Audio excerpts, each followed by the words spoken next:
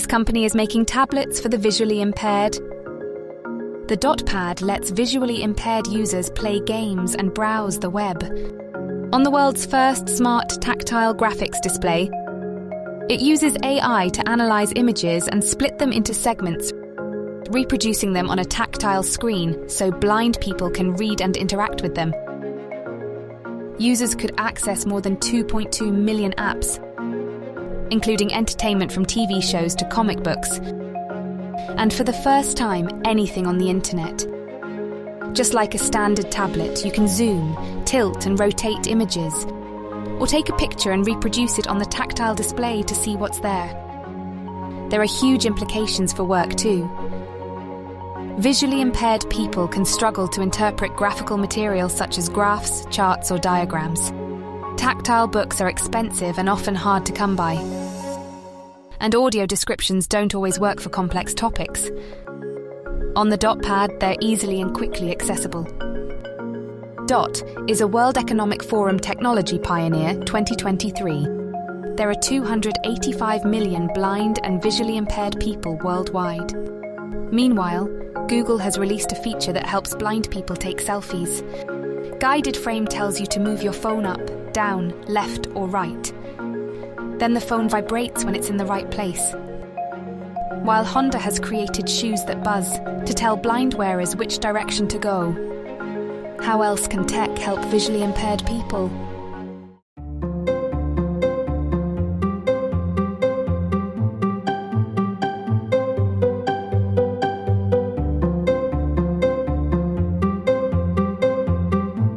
we say typically as feminist economists is that there is no such a thing as gender neutral policy or economic policy, and therefore we have to pay attention to the working of the economy, the policies, the economic policies, the social policies, businesses, to pay attention to how they reproduce gender inequalities and to help address these inequalities. We believe that via policy and via different initiatives, the economy could work towards equality.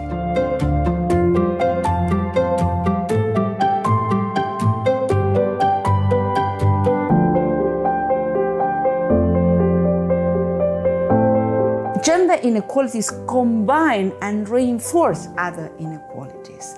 And then if left on their own, the economic system reproduces these inequalities. So it's not that inequalities exist outside the economy and then the economy works in vacuum.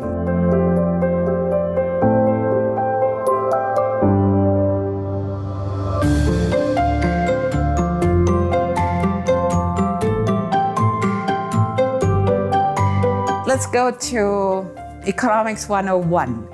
The idea, and it's a very liberal one, is that wages reflect productivity.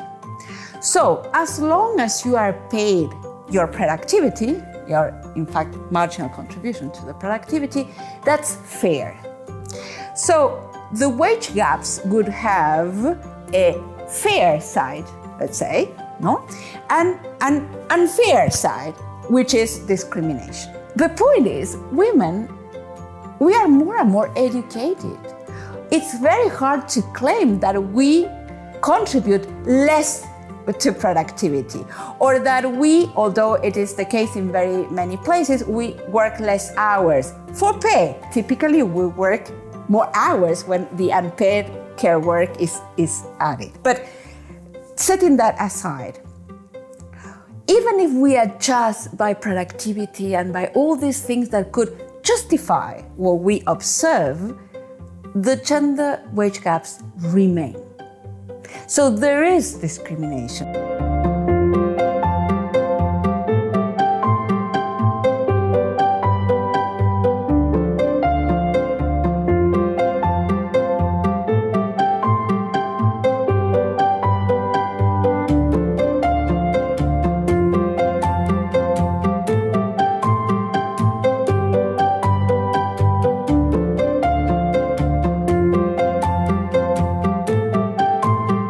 Things that what the decisions made in the private sphere are private, no?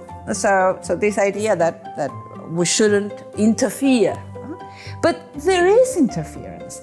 If a young family has to decide who takes care of the children and who is in the labor force, well, the one that is going to be out will be the one who is better paid, and typically that's men. So not only you have wage gaps, gender wage gaps, and these are unjust, they send the wrong signals, because they send the signal that women should stay home and men should go out to work for pay. But if you provide families with affordable and typically public care services, then that conundrum does not exist.